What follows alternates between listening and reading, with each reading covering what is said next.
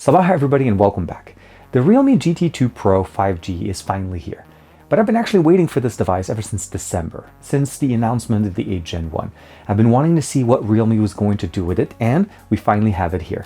Today we're going to talk about all the cool new features, all the flagship specification features that we have on the Realme GT2 Pro, and of course, what are the things I really like. This is TK, and this is the Realme GT2 Pro. Let's check it out.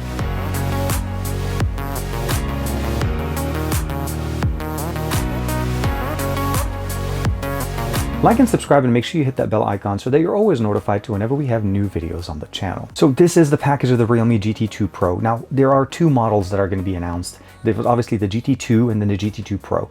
One of the biggest differences between the two devices is that the GT2 is going to be powered by the Snapdragon 888. Not technically the latest generation of a Snapdragon processor, but still a very capable processor from 2021. And this one we have is powered by the 8 Gen 1, literally the latest and greatest from Qualcomm, literally just announced about a couple of months ago in December in Hawaii. So we got the GT2 Pro. This one is in paper white. There's going to be a few editions of this one. There's a paper white, a paper green, as well as a steel black and a titanium blue. This one's actually by far one of my favorite colors, and it is absolutely fingerprint prone. There's no way you can actually put a fingerprint on it. We also get the Super Dart 65-watt charger that's included in the box, and that's going to be able to charge up our 5,000 milliampere battery that's built in here. We have a USB-C to USB Type-A cable to be able to charge, obviously, since this is a USB Type-A type charger, as well as the fact that we include a case. Now, one thing I will say, the case itself has the same signature as far as what we have here for the engraving, for the Naoto Fukasawa design that we have here on the Realme GT2 Pro. I think the paper editions are the only ones that carry this signature, and if I'm not mistaken, the steel black and the titanium blue may not. Some of the main specifications: 2K display, PaperTech master design, again with the design that we have in here, the Snapdragon 8 Gen 1, dual 50 megapixel sensors that we have here on the top, and a standard and an ultra wide, and as well as the primary sensor. So we're getting, again, some of the best specifications we're able to get from Realme to date.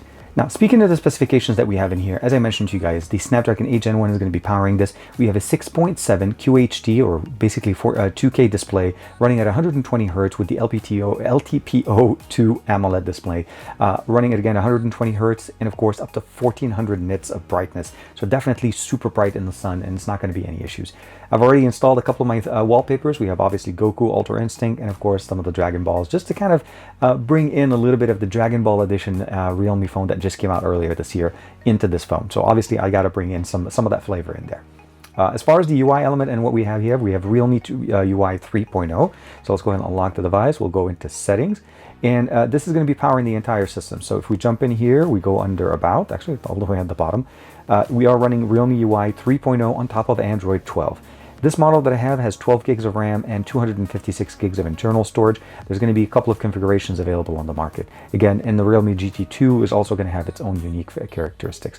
As far as the actual overall performance and what we get in here, again, 120 Hz, 6.7-inch display, nice large display. We have a 5,000 milliampere battery charged with the charger that includes in the box 65 watts, which is definitely very nice. The main sensors on the back are dual 50 megapixel sensors, an ultra wide and a standard focal, so basically a wide and an ultra wide. The ultra wide up to 150 degrees of basically field of view. Now the third sensor that we have here is unique. It's actually a microscope sensor. It's about a 3 megapixel sensor that enables us to do really close up kind of imagery on any kind of surface that you want. So let's go ahead and just do real quick. You jump under more, and then you just go ahead and jump into microscope. And as we see here, this is the surface on my table. And if I just bring it closer, we could definitely see these threads. That's how close up we are able to get. So it makes for very interesting photography if you want to be able to be a little bit more creative with your cameras. As far as the front-facing camera, we have a 32 megapixel sensor. Now, 1080p 30 is going to be the best that we can get on the front. On the back, 8K recording is possible here with the 8 Gen 1. So 8K, 4K 30, 4K 60, all of the normal options, of course, with EIS and gyroscope stabilization. So this is pretty much the overall experience. As I mentioned to you guys, it's 256 gigs of internal storage, no expandable. We have a microphone opening at the top, power button on the right, and of course a volume rocker on the left. On the bottom, dual SIM support in here, as well as the ability of having the microphone for the cameras. And if, last but not least, the speaker will provide a stereo speaker experience on the top and a USB-C port to charge. So everything looks great. The camera is sitting here at the top left. So we're basically kind of set with everything on paper to be basically a flagship experience. Now, one thing to mention before we get into all of the new features that we're going to talk about here is the design and the development of this device. As I see here, or as you can see here, right, the Naoto Fukasawa is obviously influencing the design of this one, the Paperwhite editions.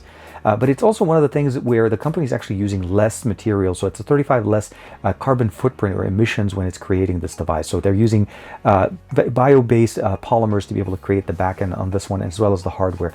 One thing I will say, it definitely feels more, the only way I can describe it, it's textured, even though it doesn't look like it is. And this is laser engraved at the top right here. So it looks really nice, and the design is absolutely great. The case that they provide us does unfortunately hide the white color, but if you do actually cover it and use it, you're going to get the best experience out of the box. It is a flat display, no curved edges, and this one does provide us protection. And you can see here the camera array here, the dual tone LED flash, the microscope, and the dual 50x cameras. So now that we've talked about the design, let's start talking about the flagship experience. So first and foremost, we talked about the fact that this is running the 8 Gen 1. So the processor that's powering this is the latest and greatest. And one thing to mention, out of the box, if you're not using the GT Turbo mode, you're going to get actually pretty decent experiences, and you're able to customize a few things. As far as the Geekbench, I'm pretty sure you guys want to know, 1251 and 3493.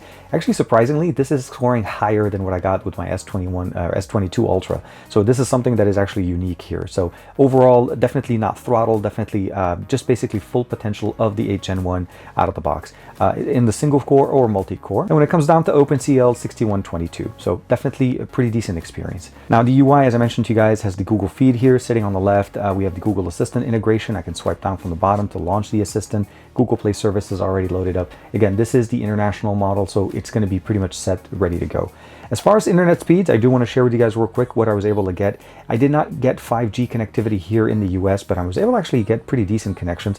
85 down and about 52 up. Keep in mind, I'm still technically running on LTE here on T-Mobile, but again, the antenna support here with the 360 antenna array, NFC, Wi-Fi, as well as mobile connection, we're actually going to be able to get pretty decent speed if you're considering to import this device into the US market. Now, we're going to talk about gaming in a little bit, but I do want to talk a little bit more about the cameras and what we have in here. Again, dual sensors on the back, 50 megapixels each, and we have the ability of using, obviously, the night mode, the new street photography options that we've seen from Realme.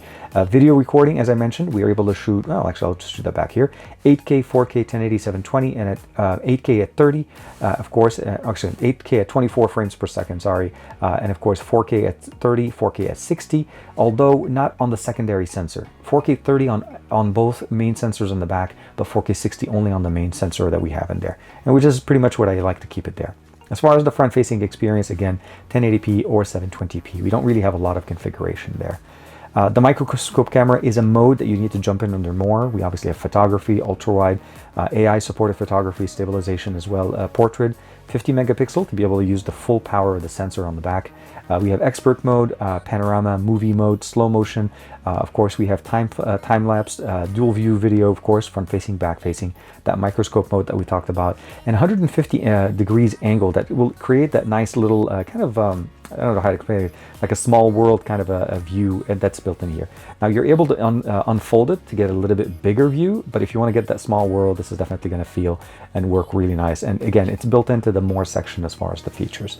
Next, we have the text scanners, obviously starry mode, tilt shift, and of course 3D photo that enables us to use some creative photo generation in there. Okay, we're going to start off with the front-facing camera here on the brand new GT2 Pro. 1080p is going to be the maximum resolution. Again, this is more of the standard one, but we are able to go all the way up to 8K on the main sensor on the back, although we're going to shoot at 4K 60, mostly because I feel like 8K is definitely a nice thing to have, but not necessarily something that we can definitely share easily. 4K 60 always provides that well balance between high quality, high frame rate, but still the ability of sharing that. So hope you're enjoying this front-facing camera. Let's go ahead and switch over to the back. Now we're shooting on the primary sensor on the back. 4K 60 frames per second is going to be the best.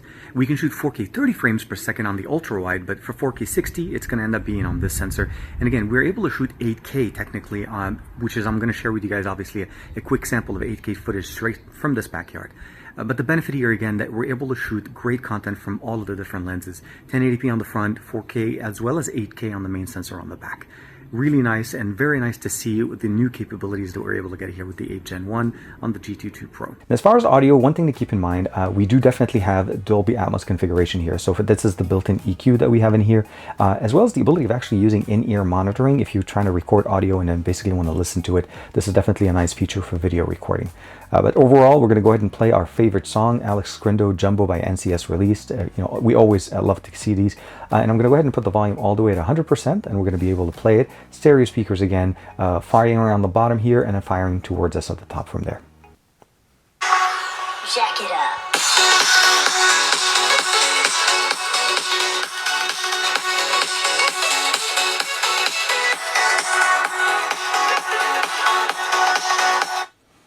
Definitely sounds absolutely fantastic. The sound is actually pretty loud, pretty clear, and you're able to hear it. Not the loudest speaker on the market, but definitely loud enough to be able to enjoy content, play games, or even have obviously a conference call using the speaker. So definitely no disappointing, no issues at all there. Now, as far as gaming, we do have a gaming center here, or My Games. We're able to customize the different experiences, install different applications. For me, I've been playing PUBG Mobile, and I'm playing it for actually quite some time since I've had the device. And I'll say that overall performance for me, after playing multiple sessions of 30+ minutes per game, as you can imagine, PUBG games usually go that long. Overall performance have been for me pretty decent. I like to push it basically all the way to the highest resolution. Let's go ahead and bring the audio down all the way. We'll notice the new gaming system here that we have. If I swipe from the top left here, I'll give it a second to load. We have the new gaming configuration that gives us the ability of seeing the battery level, not only battery level, but the temperature of the system. And when playing games for an extended amount of time, like 30 minutes to 45 minutes, the highest I've been able to get the phone, or the phone gets to, is about 41 degrees Celsius. So definitely gets warm, but the performance did not tank. We weren't seeing any issues there because of the cooling system that we have in here. We do have the ability of turning on a couple of options: game mode, balance mode, low power mode.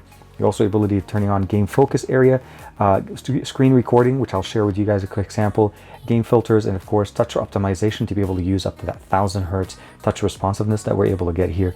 System status is really nice, gives us the ability of seeing some metrics about the actual system and what we're able to do. Let me go ahead and close that in there. Last but not least, we're also able to do voice changer and of course orientation lock in case you want to do that. There is a GT Turbo mode that you're able to enable or turn on if you want to for better optimization for games. But overall, what I will say is here, under settings for PUBG Mobile, you're able to get some of the best performances here. For best picture, if you want to go to Ultra HD, you're going to be able to go under Ultra. Now, Ultra gives us about 40 frames per second. If I drop it down to HDR, I'm able to go to 60 frames per second with Extreme. So again, 40 frames per second or 60 frames, you can pick your selection. I personally like to play the game at 40 frames per second, mostly because I actually get the best resolution image on this. And of course, I love to be able to push this device to its fullest. So your gaming experience will be depending on what you're playing, but for me, PUBG works really, really nice.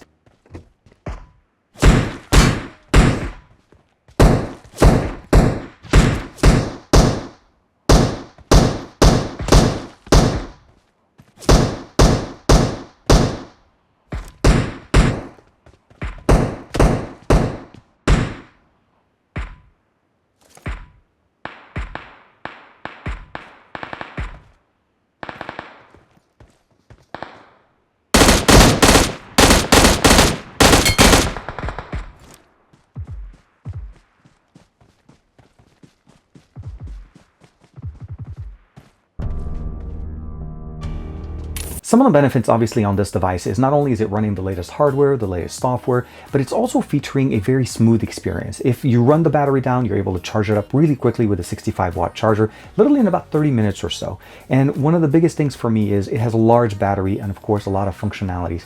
The cameras on the back are actually very nice. I took the camera with me about a week or so when we were at Disneyland, and I was very surprised with the performance that we got there. Some night shots and photography, obviously daytime shots and HDR shots, especially when the sunset was starting to come down. We were in California Adventure, so we got to see the Avengers. So in those images, as you're seeing right now, you're definitely seeing some of the excitement that was there because of all the really cool images I was able to get there.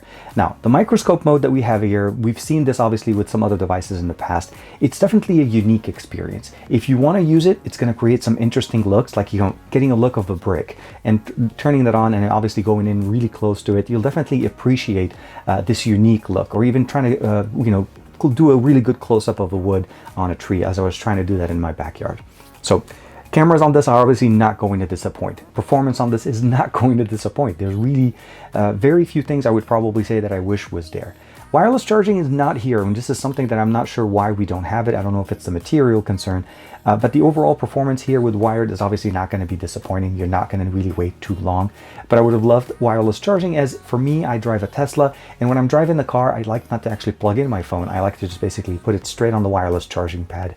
This one does not have that, but again, your mileage may vary. I think overall performance, this one is just going to be hitting it out of the park. I want to say first and foremost, thank you very much to Realme for allowing me to be not only part of this experience with the GT2 Pro, but actually by the time you see this video, I'm already in Barcelona at the event, at the launch event. So if you're checking out this video for the first time, thank you very much. Like and subscribe as usual. And of course, let me know in the comments below, what would you like me to focus on with the Realme GT2 Pro? This is a flagship personified. When it comes down to all of the specifications that we care about, the GT2 Pro has it. Like and subscribe as usual. Again, thank you very much. I'll see you in the next one.